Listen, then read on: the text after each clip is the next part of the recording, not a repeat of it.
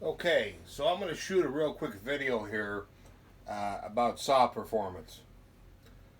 And the test subject I'm going to use here is the 572 XP. Now, I really like this saw. Uh, Stock, it's got some good power.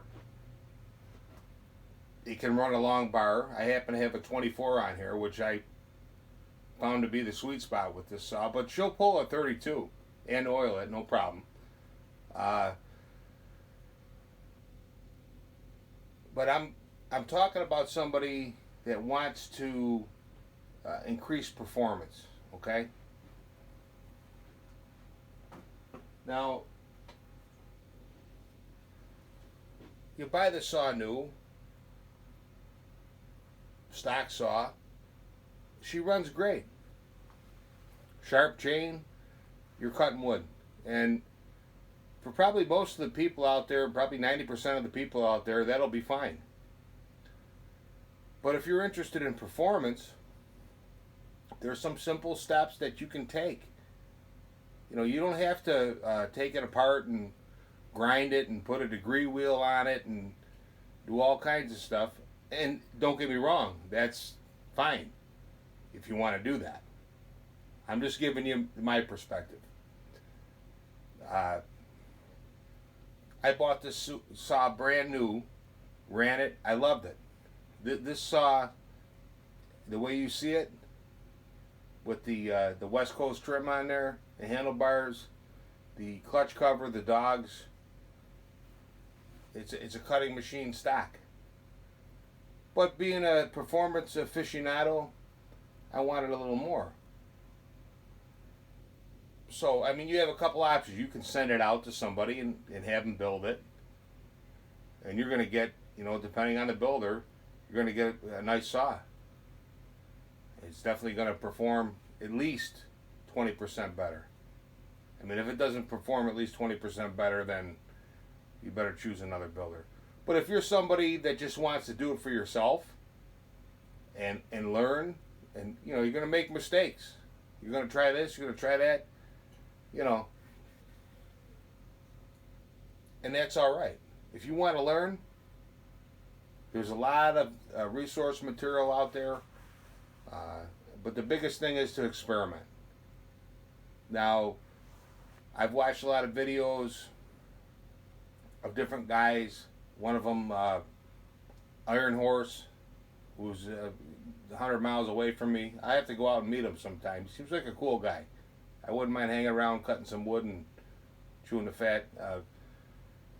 He's built some different mufflers that are, you know, some guy, well, they're avant-garde or whatever. But if it works, then it's good, right? It's like you're playing an instrument. You're playing a guitar or you're blowing into a harp or whatever. If it sounds good, it's good. If you make something and it looks to the eye, well, you question it, but if it produces, then it's good. You know, so let's get back to the new saw here. You ran it for a while. The first thing you want to do is this, man. Now, this is what I found.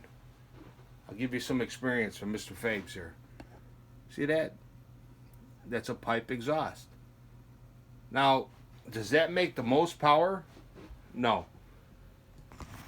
Does it give you adequate power with excellent fuel economy? I found that to be true. I mean, a lot of guys will take this and they'll do the stock. The light's not that great, but the lighting is not that great here. And if I turn on the other light, it's going to blind you. But they will put a port here and screw something in. Is that going to make the most power? Yeah, but here's the thing. This will give you adequate power with good fuel economy. Okay? And that's what I found. Now, there may be certain saws that are different, that don't follow this rule, but for this saw, it seems like it's true. So that's what you want to do. You just want to play around with the pipe if you want to do it yourself. different diameter pipes, braze them in, put a couple tacks in there, try it, run it. If you don't like it, heat it up, pull it out, put a smaller pipe in it. You know what I mean? It's endless what you can do.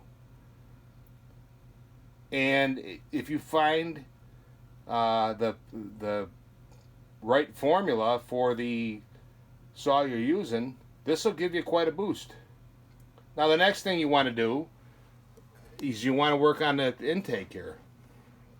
Now obviously this Husqvarna, they really got the air filter and everything pretty good. But if I wanted to, what I could do, take this cover off, okay, and then where you see this here, we would take this out, this area here, take it out, and we'd pop an air filter up there, a K&N air filter, and that would give it more air. So now you got the exhaust, okay, and then you have more air. Now we never did nothing with the cylinder. We haven't put any degree wheel on it, nothing. We're just going to try and get this thing to breathe. And that's the thing.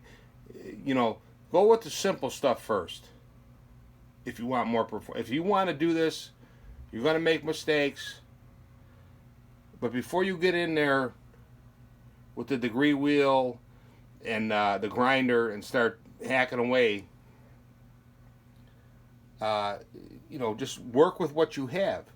You know, the engineer that designed this saw, they have it set up so it's going to run, it'll perform, okay? You can get more out of it, but don't assume these guys don't know what they're talking about. In other words, what I'm saying is get the most out of it that you can with your exhaust, okay? And intake. You can get in there and file down or grind down the carburetor. There's excuse me, not the carburetor, but the screws in there where the air is going through. And you can smooth those out with some emery paper. You know, before you even touch the motor, get everything you can.